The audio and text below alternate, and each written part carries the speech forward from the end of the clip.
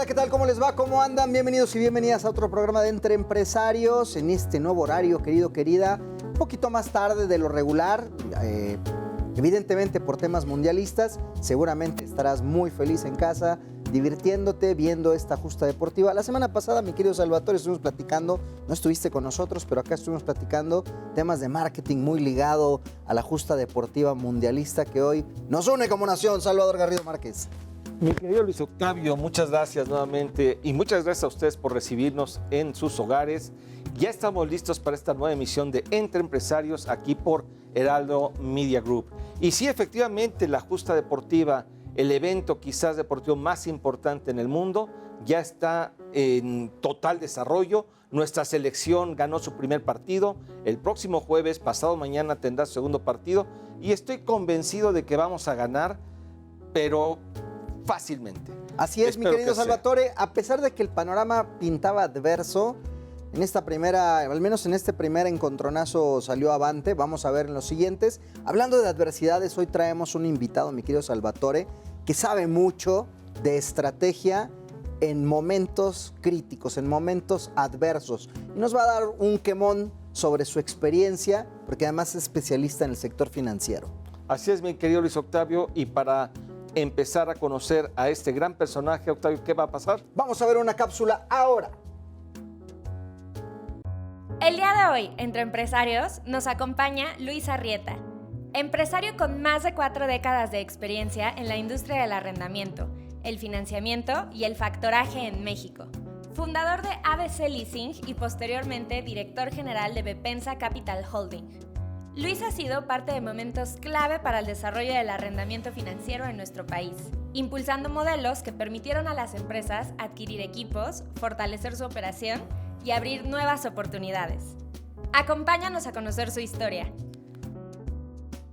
Queridos y queridas, vamos a darle un fuerte aplauso a don Luis Arrieta, que está el día de hoy con nosotros entre empresarios. Luis, qué gusto saludarte. Un placer Igual. tenerte por aquí. Estimado Luis, ¿cómo vas? Muy bien. Bienvenido. Adelante, por favor. Gracias. ¿Qué tal? ¿Todo bien? ¿Todo bien? Qué gusto que estés con nosotros. Muchas gracias por tomarte el tiempo para platicar entre empresarios. Siempre ya es una cábala de este espacio. Agradecer a nuestros invitados porque sabemos que tu agenda es muy apretada. Eres consejero en varios grupos, en asociaciones y máxime. Nuestra ciudad no es particularmente sencilla, así que muchas gracias, mi estimado Luis, por habernos acompañado el día de hoy. Sin embargo, es un día bastante bueno, porque no hay mucho tráfico, ¿no? Entonces, la verdad no tuve ningún problema para llegar aquí. De lujo.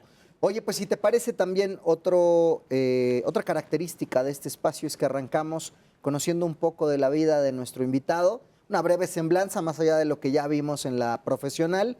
Tú eres de la Ciudad de México, ¿te decantaste por la carrera por alguna razón? Platícanos un poco de ti, por favor. Bueno, sí, yo soy el tercer hijo de una familia de 6. Mi padre fue un industrial maderero, se dedicó a todo lo que era la industrialización de la madera, principalmente lo que era empaques y embalajes. Yo mi primera actividad empresarial, estaba yo recordando, fue a los 12 años. Vivíamos ahí por donde está la Plaza de Toros, el Estadio Azulgrana, y en la calle de Pablo Celo había un dispendio de galletas. Cuando yo tenía algo de dinero, iba a comprar ahí galletas, 1 o 2 pesos, no creas que mucho, pero al lado había una imprenta y conocí al propietario de la imprenta y me invitó a que le ayudara a vender tarjetas de Navidad. El tipo era hábil, entonces te hacía comprar el álbum, ¿no? Con el muestrario de tarjetas, y entonces tú vendías de a 50, de a 100, y escogías pues, la leyenda que iba dentro de la tarjeta. Entonces esa fue mi primera actividad como vendedor, vendiendo tarjetas de Navidad, obviamente entre amigos y familiares. Y bueno, después entré a la carrera de contador público, una carrera que me llamaba mucho la atención porque yo soy sobrino de uno de los primeros contadores de este país, que fue don Gustavo Mondragón Hidalgo. Mi papá es Luis Arrieta Mondragón, era hermano de mi abuela. Si ustedes van al Colegio de Contadores Públicos, la aula mayor se llama Gustavo Mondragón Hidalgo, Wow. en referencia a él. Entonces, bueno, pues me interesó mucho, ¿no? Y ahí, bueno, entré a la carrera y de ahí a un despacho de auditores que ya no existe, el famoso Arthur Andersen. Ok. Pero después se me ocurrió que me quería casar y en el despacho pues me pagaban más con conocimientos que con dinero. Que eso sucede mucho. Todavía suele suceder. Suele suceder. No en Garrido Licona, claro. Bueno. No en Garrido Licona, pero aún hay todavía esa práctica. Y entonces en ese momento había una empresa, Tiger Leasing, y necesitaban un analista de crédito. Y el sueldo, para que tengan una idea, era 4 veces más. Y entonces entré a esta empresa como analista de crédito, después fui creciendo, ¿no?, como gerente de crédito y cobranzas, hasta que llegó una empresa extranjera que se llama Storage Technology, que hacía principalmente equipos, cintas y discos para las grandes computadoras, y me dijeron que si podía yo desarrollar una cosa que se llama un vendor program, que era empaquetar algún esquema de arrendamiento sobre esos equipos. Eran equipos muy caros. Entonces, las grandes empresas pues, se les hacía muy costoso comprarlos. Pero a través del esquema de arrendamiento les era más sencillo. Y entonces así empecé a incursionar precisamente en la parte de arrendamiento con ellos. Y eso fue creciendo mucho. Y después tengo una desviación en 1984. Yo tenía la oficina ahí en Mazarik, había abajo una sucursal de Comermex. Y me habló el gerente y me dice, oiga, tengo aquí un cliente muy importante para nosotros y tiene un problema. A lo mejor ustedes no se acuerdan, pero en 1984, en la época de Miguel de la Madrid, acababa de ser la devaluación del 82, la inflación era galopante y el gobierno decide incrementar el encaje legal en un 90% con objeto de bajar la liquidez a la banca y con eso tratar de impactar en inflación. Entonces, pues bajé y está este hombre y me explica pues que él tiene una tienda y que a los proveedores les paga con letras de cambios a 90 y 120 días. Y le dije, pues no sé cómo lo pueda yo atender, pero déjeme ver, yo lo busco después, deme su nombre, su teléfono. Apuntó en un papel su nombre, su teléfono, me lo entregó. Y por la relación que tenía yo con el mercado financiero de Estados Unidos, les expliqué lo que este señor necesitaba. Y entonces me dijeron, eso se le conoce como un reverse factoring. O sea, normalmente el factoring se hace sobre las cuentas por cobrar, y en este caso sobre las cuentas por pagar. Y entonces, bueno, me mandaron un contrato, hicimos una traducción, y resulta que le hablé al señor, lo voy a ver, y este hombre era don Max Michel, y estaba ahí, que en paz descanse, y estaba Max David, el actual presidente de Liverpool.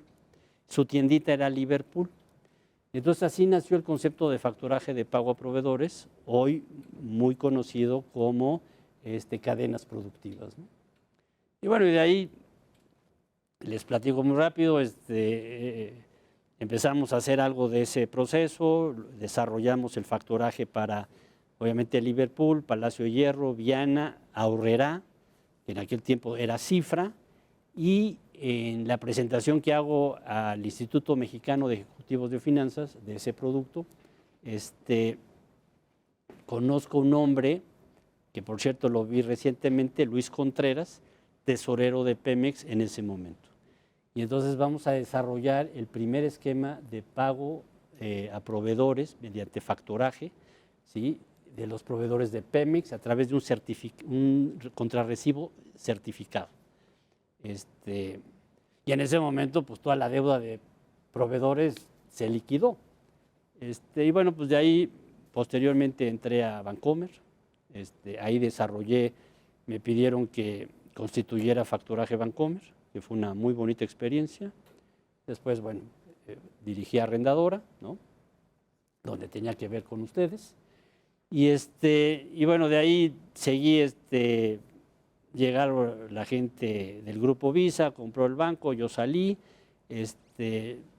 Heller Financial me pidió que arrancara su Arrendadora, la arrancamos, pero a los pocos años lo compró G Capital, compró toda la empresa a nivel global. Y en ese momento, pues casi que me quedé desempleado. Y entonces le hablé a mi hermana, que era headhunter, y me dijo, hermano, estás cumpliendo 50 años y nadie te va a contratar. Y creo que ha sido uno de los momentos más interesantes de mi vida porque decidí que la experiencia que había adquirido la tenía que vertir en algo. Y entonces cuando finalmente fundo ABC Leasing, empresa que empezamos con un capital muy pequeño de 50,000 pesos y que a lo largo de 18 años la empresa tomó un valor de casi 2,000 millones de pesos. Madre mía. Déjame echar un poco para atrás porque esto fue, Sí. estuvo muy nutrida la semblanza, la cual agradecemos, porque nos llevaste de la mano desde tu primer emprendimiento empresarial a los 12 años hasta tu emprendimiento profesional con una empresa de más de 2,000 millones. Entonces fue un brinco abismal. Déjame ir un poco muy hacia atrás porque hablaste del factoraje, este concepto de factoraje, que me gustaría preguntarte, en palabras muy sencillas, ¿qué es el factoraje? Sí, el factoraje es la cesión de derechos de cobro de algo. Tú tienes un documento para cobrar que está a un plazo determinado, pero tú necesitas liquidez. Entonces lo que haces es que vendes ese derecho de cobro. Okay. Normalmente el factoraje, como se había dado, es a las empresas. Dice, yo tengo estas cuentas por cobrar, le vendo a diferentes empresas, y entonces yo te puedo tomar toda esa cartera y adelantarte recursos. Existe el factoraje con cobranza delegada, quiere decir que la cobranza la hace el mismo cliente o la cobranza la hace el factoraje. Okay. En México, lo tradicional en ese momento era que fuera delegada. ¿Y por qué? Porque no tenemos esa especialización de cobranza. En Estados Unidos, por decirte Nike no cobra. Nike factura a una cantidad de tiendas y no es un especialista en cobranzas. Nike lo que hace es hacer tenis. Es especialista en, o ropa. En tecnología deportiva. En tecnología deportiva. Y hay empresas de factoraje que se dedican a cobrar. Entonces, toda la administración de cobranza la llevan estas instituciones. Obviamente, un Nike a lo mejor no requiere de anticipos sobre su cobranza, pudiera pedirlos, pero necesita el servicio de cobranza como tal. Entonces, como en México no teníamos esa especialidad, entonces lo que haces es que le delegas la cobranza al mismo sesionario, al que te sesione el documento. Eso tiene un cierto riesgo, porque entonces él puede cobrar, pero a lo mejor no le paga el factoraje, cosa que pasó precisamente en el año del 95. En el año del 95, esos factorajes, pues, al momento que se viene la crisis, se acordarán, pues los clientes cobraban y decían, a ver, yo le pago la renta, yo pago a mis trabajadores, y al otro a ver cuándo le pago. El factoraje de pago a proveedores, la ventaja que tú tienes es que quien hace la cobranza sí es la compañía de factoraje. ¿Quién compra la deuda? Sí, entonces ¿Quién yo adquiere te la compro deuda? a ti Sí. nada más el adeudo de, voy a poner un nombre, de Liverpool. Sí. Es lo único que te compro. Oye, es que yo le vendo a otros. No, yo te compro Liverpool. Solamente esa cartera. Sí, y yo tengo toda la estructura para irle a cobrar A Liverpool. ¿Ok? Entonces, ese fue el factoraje a proveedores. Entonces, yo busco todos los proveedores de Liverpool y a eso les compro la cartera. Y entonces, como yo tengo la estructura para gestionar esa cobranza, yo me aseguro que sea real y además yo la cobre, ¿no? Que fue el caso de Pemex, por ejemplo, ¿no? Ahí fue una operación en aquellos entonces de 250 millones de pesos. Te estoy hablando antes de que le quitáramos 3 ceros. Claro. Sí, porque bueno, a mucha de nuestra audiencia no le tocó esta época de transición en nuestro país, pero antes lo que hoy son 100 pesos eran 100,000 pesos. Así es. Y bueno, ahí tuvimos que hacer un ajuste por temas de devaluación, pero la cantidad que tú expresas eran millones antes de Imagínate, que quitáramos estos ceros. eran proveedores de Pemex, o sea, era una cartera importante. Sí. Fíjate que yo sí me quiero también regresar, Luis, porque tú traías y traes en la sangre, en el alma, el tema de ser empresario. y lo traes desde los genes, desde tu familia, por lo que estás platicando. Tú empezaste con este pequeño emprendimiento siendo un niño y seguiste con la carrera y de ahí te incorporaste al mundo corporativo. ¿Por qué en ese momento tú no tomaste la decisión de emprender? ¿Qué es lo que viste tú en ese momento que te llevó a entrar al mundo corporativo y por ahí seguir el camino del emprendimiento? Bueno, lo que pasa es que estando en el sector financiero es muy difícil, requiere de mucha demanda de capital. Y yo en ese momento pues no tenía capital. O sea, sí hubo ciertos momentos, sobre todo poco después de que salgo de desarrollar este concepto de facturaje de pago a proveedores, previo a llegar a Bancomer, que había la posibilidad de poder lograr algo, pero era muy difícil, o sea, no había los recursos suficientes para tomar una decisión de ese tipo. Cosa que sí sucede en el 2004. En el 2004, que te digo, yo cumpliendo los 50 años, pues ya traigo cierta experiencia y es un momento para mí muy importante decir, lo tengo que hacer. ¿Cuál era lo que para mí era el activo más importante? No era el dinero, era la experiencia de saber qué tenía que hacer. Tu propia marca incluso, ¿no? Pues en ese momento no tanto la marca, porque bueno, como estás bajo el paraguas de una institución, tu prestigio depende mucho de eso. Claro que tienes y vas adquiriendo muchísima experiencia. Y entonces ya cuando te lanzas a hacer lo tuyo, sabes qué tienes que hacer, ¿no? Y vas aprendiendo muchas cosas. Yo creo que una de las cosas que más aprendí, y sería algo que me gustaría dejar aquí y que conocieran los jóvenes empresarios, fue la manera de ir armando el equipo. Y la mejor manera fue que compartiéramos los mismos valores. Seguramente hoy en día, pues en Garrido Licona, la estructura participa dentro de la empresa, pero comparten la visión del principal o de los principales, ¿no? Y esa es una de las partes más difíciles, el poder compartir el mismo esfuerzo y los mismos valores.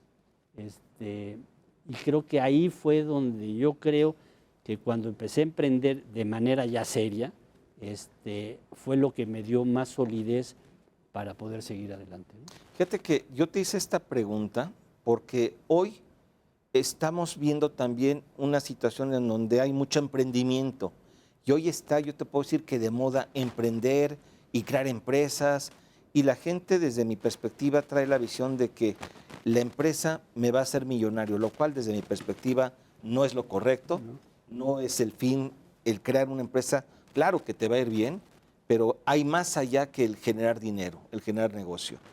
Y entonces lo que yo quiero destacar es esto que tú acabas de comentar, que tuviste la posibilidad de iniciar un emprendimiento a través de la incorporación en el mundo corporativo que te fue llevando a adquirir conocimiento, a adquirir experiencia, a conocer gente valiosa que poco a poco te llevó a armar un equipo y cuando llegó el momento, tú lo aprovechaste y ahí tenías todo para no fallar, para lograr un éxito rotundo.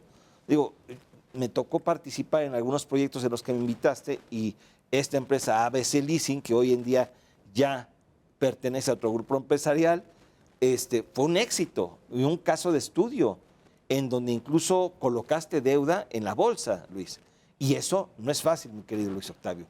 Y mi punto aquí es, el emprendimiento no tiene que ser inmediato, no tiene que ser sin pensar, tiene que ser estratégico. Desbocado. Exacto, no hay que desbocarse, hay que hacerlo estratégicamente y cuidando todos estos elementos, incluyendo el tema de valores, filosofía, gente, que te permitan lograr un emprendimiento exitoso, Luis.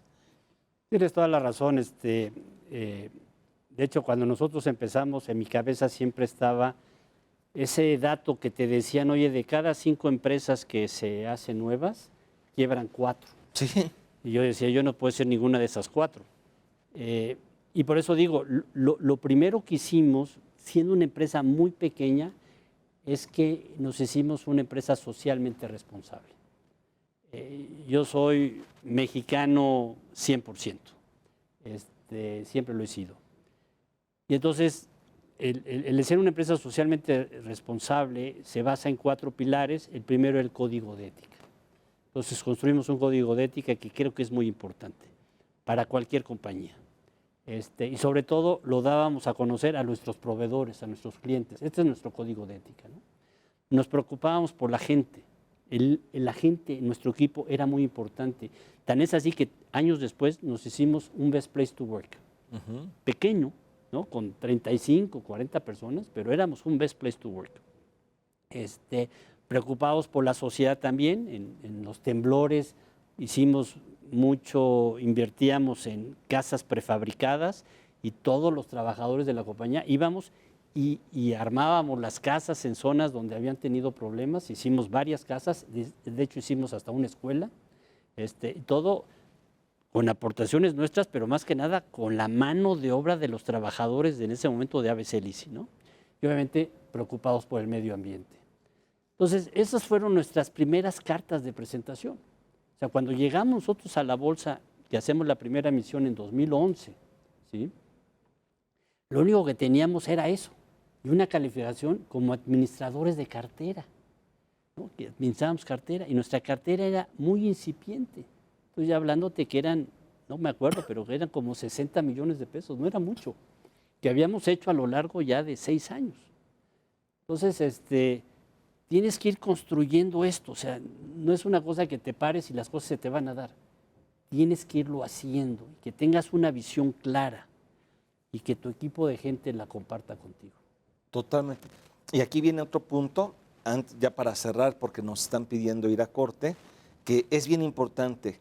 Tú pensaste en una empresa no a corto plazo, pensaste en una empresa a largo plazo. Por eso es que la fuiste estructurando lentamente, la fuiste cocinando hasta el momento en el cual tú armaste todo para sonar la campana en la Bolsa Mexicana de Valores.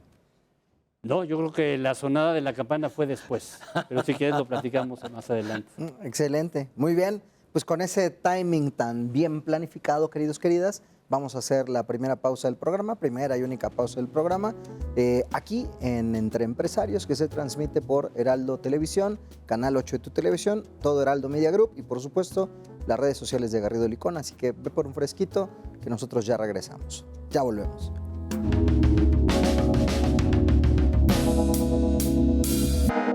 Asesórate. Asesórate. Asesórate. Asesórate. Asesórate. Asesórate. Asesórate. Asesórate. Asesórate. Asesórate. No nos cansaremos de decírtelo. Asesórate. Garrido Licona. Asesoría fiscal, legal, financiera y de negocios. Visítanos en garridolicona.com. El outsourcing no es indebido y no ha desaparecido. Hoy se le conoce como servicios especializados. Lo que es indebido es que tú o tus proveedores no estén correctamente registrados ante la autoridad y no cumplan con los requisitos establecidos. Esto puede traerte consecuencias fiscales, legales e incluso penales. Evita riesgos innecesarios. Contáctanos. GL Working. Working for you. www.glworking.com. Para hacer negocio hay que generar confianza. En GL Auditoría analizamos y nos aseguramos que la información financiera de tu empresa genere confianza y tranquilidad para tus clientes, socios, autoridades e instituciones financieras, entre otros. GL Auditoría. Preservamos tu patrimonio. www.glauditoria.com.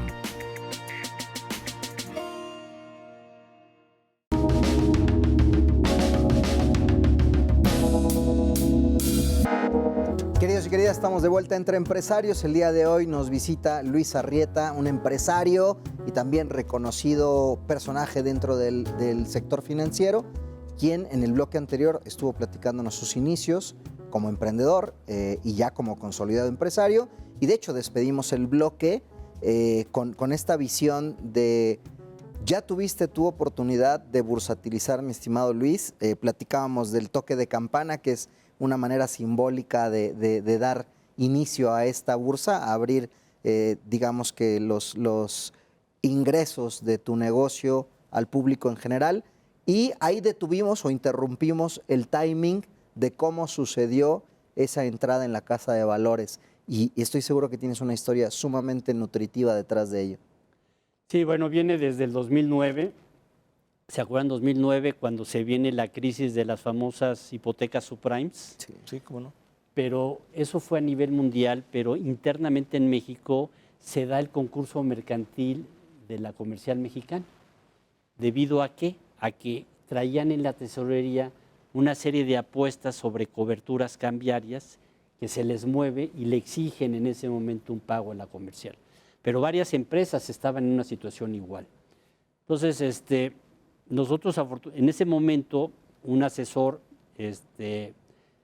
acude a nosotros veníamos viendo la visión de que teníamos estas cuentas por cobrar, que eran por el arrendamiento, que las podíamos ceder bajo un concepto de factoraje. Y entonces se acercó, me dijo, oye, pues tú sabes de factoraje, yo sé la parte bursátil, vamos. Y entonces empezamos a trabajar en 2009, en febrero de 2009, y vamos a hacer la primera bursa en 2011. ¿Cómo es esta bursa? Bueno, se genera un fideicomiso. Este fideicomiso adquiere estos derechos de cobro de las arrendadoras mediante un contrato de factoraje sin recurso, eso es muy interesante. Entonces, pasas eso, hay toda una estructura y las calificadoras lo que van a calificar es al fideicomiso, al tipo de cartera que hay en el fideicomiso. Okay. Y llegas a lograr calificaciones AAA, no a la arrendadora, porque nuestra arrendadora era muy pequeña, pero al fideicomiso. Y se establece un esquema en donde nosotros pusimos una cartera en ese momento de 60 millones y los inversionistas aportaron al fideicomiso 200 millones. Y nos dieron un periodo para colocarlo de un año. Entonces, en ese momento, pues ya teníamos dinero, ya teníamos que colocar. Y teníamos que ser muy responsables porque pues ese dinero hay que pagarlo después. Claro. No como otras arrendadoras que lo usaban para otras cosas. Entonces, nosotros, por eso te digo, bajo ese concepto de ética que teníamos y estos valores, fuimos cuidando mucho la calidad de la cartera y no la cantidad. Tan es así que en ese año no llegamos a colocar esos 200 millones, llegamos a colocar mucho menos. Y se lo dijimos a los inversionistas. Pero de ahí volvimos a hacer otra bursa y ahí fuimos creciendo. Hasta el 2014, que ya traíamos bursas por el orden de 700 millones de pesos y la empresa venía creciendo. Y entonces las calificadoras nos dijeron, ya no te vamos a dejar que te apalanques más, que tengas más deuda que capital. Necesitas aumentar el capital, pero pues nosotros no teníamos dinero. O sea, teníamos lo que la empresa iba generando y todo se iba reinvirtiendo. Y entonces salía la búsqueda a la cacería de un fondo de capital de riesgo. Entonces en ese momento entró esta institución, Norgate, y en 2016, después de que hicieron toda una revisión de la compañía, ¿no?, que se llama el due diligence, aportaron 200 millones de pesos. Su compromiso fue de 300, pero en enero del 2006 colocan 200 millones, lo cual nos permite seguir creciendo, ahora de manera más importante, y en enero del 2017 otros 100 millones. Y entonces, pues la empresa pues, empezó a conformar, ¿no? Llegamos para finales del 2019 a tener una cartera cercana a los 4,000 millones. O sea, hay una cartera importante. Cuando empezamos con un capital de 50,000 pesos. Wow. Estoy hablando de que pues, ya habían pasado 18 años. Pero en ese momento, pues el fondo, estos capitales, lo que hacen es que precisamente entran a estas empresas, las hacen crecer, utilizan mucho a la gente, la experiencia, y luego te dicen, vamos a vender. Y entonces, pues no les puedes pagar porque la empresa ha crecido mucho. Y entonces cuando en 2019 se hace todo un proceso para la venta de la compañía, Y precisamente el 30 de noviembre del 2019 se hace el acuerdo de vendérselo a Bepensa, a este grupo industrial de Yucatán, principalmente, con varias divisiones, y principalmente la de refrescos, ¿no? Que es el embotellador de coca en la zona, es el que hace la mejor oferta. Y obviamente se firma el contrato, pasa a la COFESE, a la Comisión Federal de Competencia, a la extinta COFESE, lamentablemente, y la COFESE va a revisar todo y la va a autorizar el 3 de marzo del 2020. Hago mención de la fecha porque no sé si sepan qué está pasando en ese momento. Del 2020 estaba ¿Es cocinándose. el tema del COVID? Estamos entrando en Estaba pandemia. cocinándose En la pandemia, pandemia, sí, cómo justo. no. En pandemia. Lo ubicamos muy bien porque nosotros salimos Un poquito antes. poquito justo. antes. Tenemos un programa que los invitamos a que vean, sin duda, #asesórate. Un programa de radio que también se transmite aquí por Heraldo Televisión, pero que vio sus primeros años en esas fechas. otra radiodifusora por esas fechas. Sí, Entonces, se autoriza la operación el 3 de marzo del 2020 y la compra de la compañía se va a hacer el 18 de marzo del 2020. ahí está, ya clavada la pandemia. Y ahí está clavada la pandemia. Ujú. Y entonces cada quien a su casa. Y me acuerdo que la primera presentación que hago al consejo de este grupo, uno de las consejeras me dice, en buen momento hemos comprado esta empresa. Pues imagínate, en medio de la pandemia. Sí. Sin embargo, para ABC fue el mejor año, el 2020. Fue un año muy bueno, nos fue muy bien. Y es ahí que el grupo decide que me quede como director general de la división financiera que ellos tienen. Tienen una SOFOM, tenían otra pequeña arrendadora. Entonces me piden que tome yo el La puesto de dirección. director general. Tiene, como digo, 5 divisiones, que tome la parte de la división financiera, ¿no? Y entonces, pues es el último trabajo que hago. Termina el 1 de enero del 23 y es cuando ya finalmente salgo, ¿no? Y entonces me incorporo a la AMSOFAC, a la Asociación de Arrendadoras, la conozco de hace muchos años como consejero, y ahí es donde he estado participando.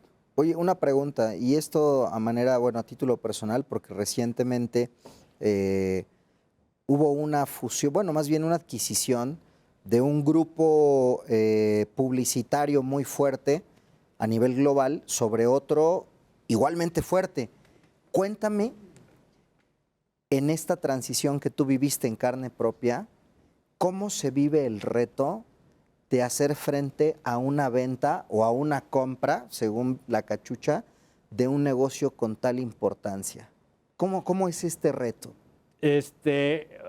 Tienes muchos sentimientos encontrados, porque no estás vendiendo la empresa, te están vendiendo a ti. O sea, el fondo, que son gente muy hábil, o sea, los señores que se dedican a invertir en capital de riesgo, y allá afuera hay muchos, o sea, y sería otro consejo que le daría a los empresarios mexicanos: hay que tener cuidado, hay que revisar bien los contratos, hay cláusulas de drag along que le llaman, en donde tú al principio pues estás muy esperanzador de los recursos, tú quieres seguir creciendo, pero tienes que ver a futuro qué va a suceder.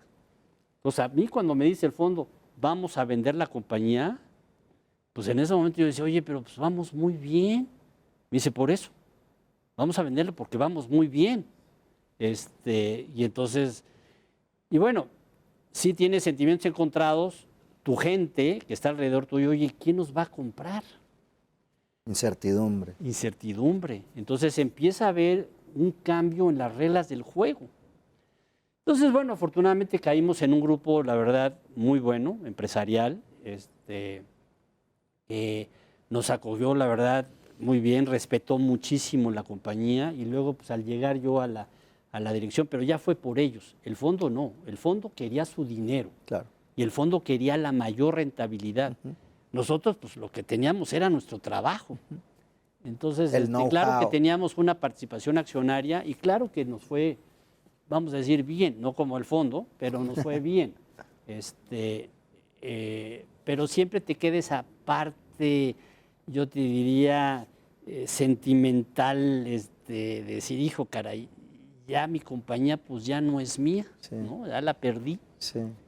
Y no la pierdes, porque un empresario yo creo que su primera labor es generar fuentes de empleo. Además, nos estás dando la fórmula de que al final del día tú volviste, es más, emprendiste a raíz de esa experiencia de vida y lo que yo leo entre líneas es que cuando tienes el conocimiento, cuando tienes la experiencia, pues al final del día el ciclo lo puedes repetir en otro emprendimiento y en otro emprendimiento y eso también es resiliencia y confianza. Sí, déjame decirte, yo me sentí muy bien porque la empresa éramos 250 gentes que trabajábamos ahí, todo el equipo directivo tenía acciones de la compañía. Esa fue otra cosa. O sea, al momento de empezar, pues, aunque yo tenía la mayoría, pues la gente estaba dando todo por la empresa Con y la entonces dije, es camiseta bien momento de puesta. poderles empezar a participar con acciones. Y me acuerdo que en una comida cuando se las di, pues era un papel. Y les dije, yo me comprometo a que esto el día de mañana sea su patrimonio. Y gracias a Dios, muchos de estos directores hoy en día han empezado a emprender otras compañías. Entonces, hay un efecto multiplicador, ¿no? Que ha sido muy benéfico. Al principio sí había como que, hijo, vendiste la empresa, pero hoy en día sigo platicando con ellos. Han creado otras empresas hoy de tecnología. Uno hizo una clínica muy interesante de todo lo que es cáncer de mamas, apoyando a las mujeres. Le ha ido muy bien. Empezó en Guadalajara, ya va a abrir en México. Y ahí van, o sea, estos nuevos empresarios, ¿no? Se hicieron de recursos y están emprendiendo, ¿no? Sí. Oye, Luis, y hoy, ya con esta experiencia, con todo este movimiento que has tenido, ¿cómo ves la situación actual? ¿Cómo ves nuestro país? ¿Cómo ves el mundo empresarial? ¿Y tú qué le recomendarías a los empresarios actuales en función de las circunstancias que estamos viviendo hoy? Bueno, lo que pasa es que es muy diferente lo que pasa en México a otras partes del mundo, ¿no? México, lamentablemente, creo que nuestro gobierno está mucho en la cuestión política y debería de ser más promotor de inversión. El Plan México como tal no me dice nada, sino viene, ¿no? con una serie de iniciativas puntuales, ¿no? Que ayuden. Pero si algo en lo que sí creo y que sucedió mucho en ABC fue el capacitar al equipo, capacitar a la gente. Cuando empezamos, pues tomamos gente que tenía muy poca experiencia, y tengo el caso muy presente de una recepcionista que me pidió que quería estudiar leyes, le pagamos la carrera y acabó siendo una directora de operaciones muy importante. Igual un muchacho que había estudiado contabilidad, quería una especialidad en la parte fiscal, tomó el curso y después era pues el que manejaba toda la parte de la carga fiscal. Entonces, yo creo que una de las cosas que tiene que hacer el empresario es ir preparando a su gente. Oportunidades, México no va a desaparecer, no desaparece. Hoy en día la economía de este país, que es la número 14 o 15 del mundo, va a seguir siendo. Pero sí tenemos los empresarios que levantar un poco la voz, ¿no? Para tratar de buscar iniciativas que ayuden a mejorar ¿no? toda la parte comercial, industrial y sobre todo de desarrollo. Necesitamos capacitar a los jóvenes. La parte educativa es básica hoy en día.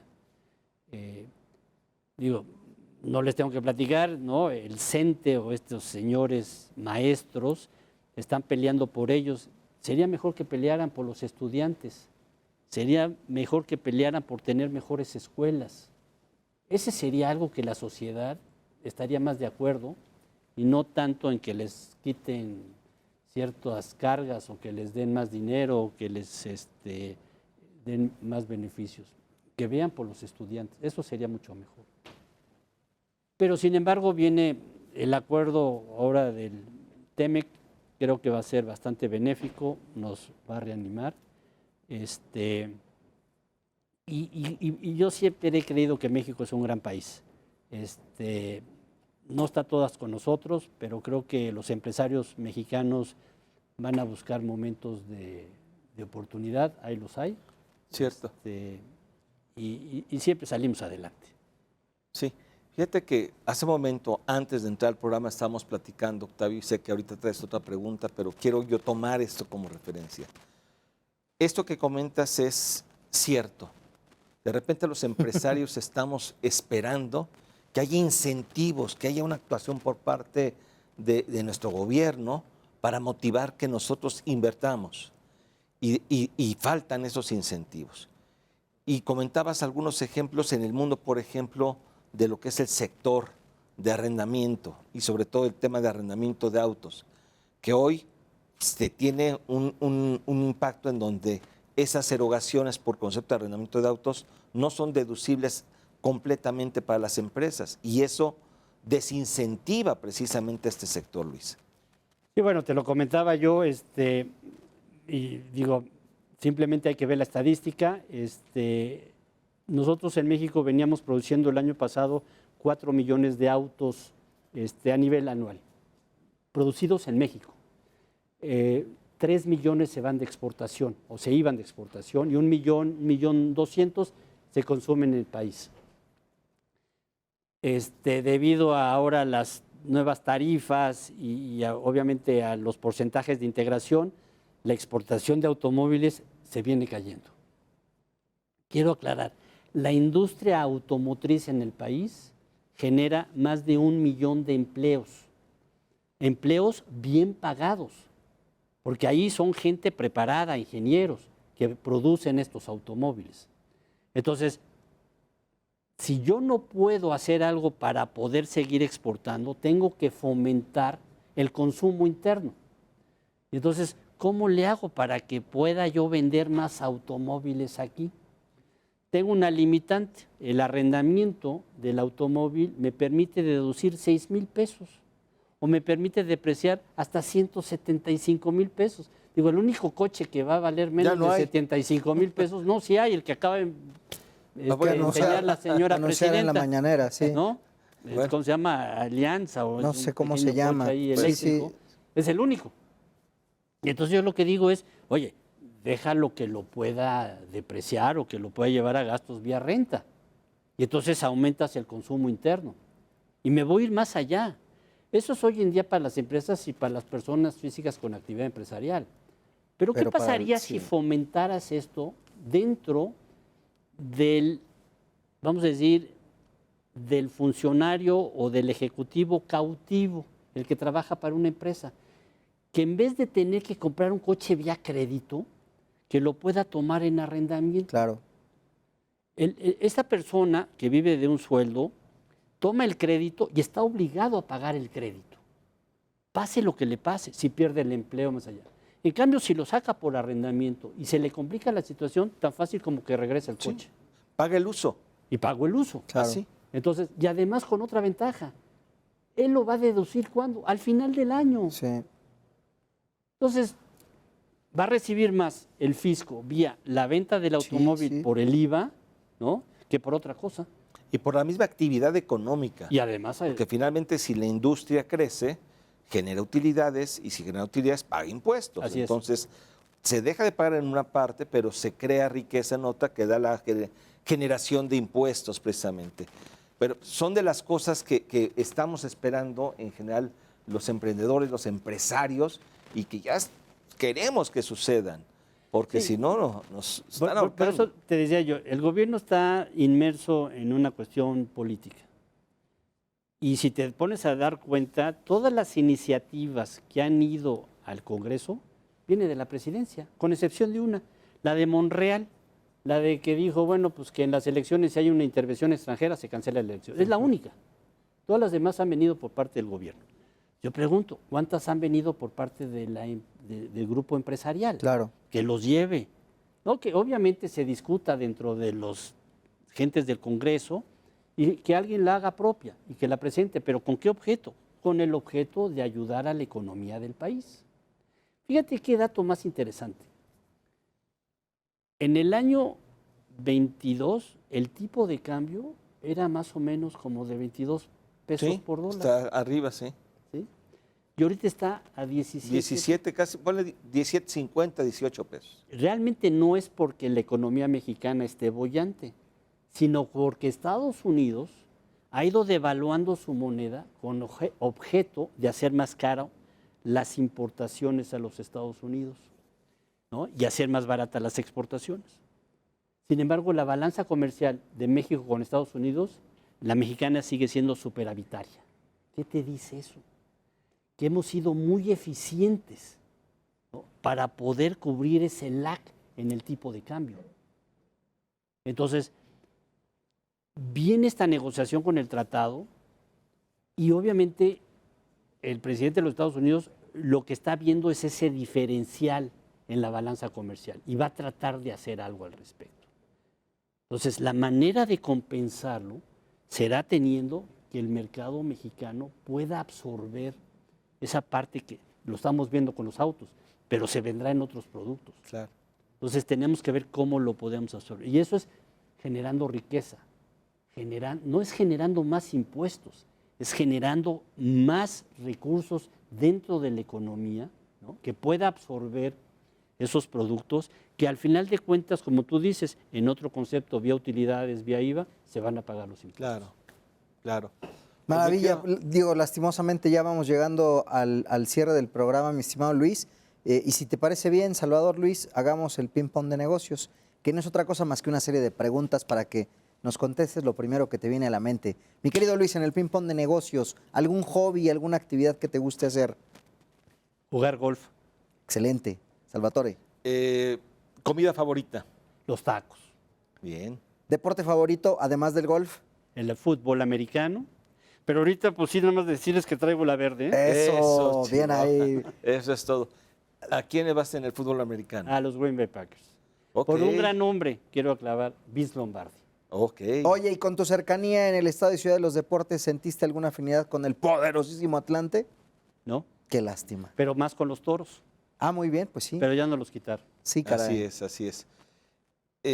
Si no hubieses estudiado contaduría, ¿qué otra profesión hubieras tú albergado? Hubiera sido antropólogo. Ok. No por los antros. No, yo nunca pensé. No, pero sí me gusta mucho la historia.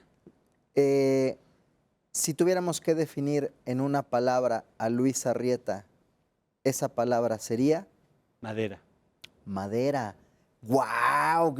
Terrible. Madera. Tremendo, porque tiene toda la herencia de lo que nos compartiste al inicio por tu señor padre. Asumo que por ahí viene la mano. Bueno, y sí, y una buena madera aguanta. Excelente. Y yo creo que, como decía Sir Winston Churchill, el éxito es caer y no darse por vencido. Maravilloso cierre de Así es. programa. Bueno, déjame comentarte y bueno, a ver si no cometo una indiscreción. También Luis es papá de un gran actor mexicano, Luis Arrieta, que además también ya es empresario y que lo estoy comprometiendo aquí para que nos lo invite aquí al programa. Claro que sí, con Muy mucho bien. gusto. Estimado Luis, muchísimas gracias por habernos acompañado el día No, de hombre, hoy. al contrario. Entre empresarios, ¿Eh? queridos y queridas, Gracias. nosotros nos Gracias despedimos a ti. por el momento, pero los invitamos a vernos la próxima semana. Recuerden, 11 de la noche por única ocasión mundialista en este y los siguientes 4 programas, así que no pierdan la nota. 11 de la noche por estas únicas ocasiones, pero lo pueden ver en repetición, ya saben por dónde, por todo Heraldo Media Group, Garrido Licona, las redes de Garrido Licona. Les mandamos un fuerte beso y un abrazo. Chau, bye, se nos cuidan mucho. Hasta la próxima. Excelente.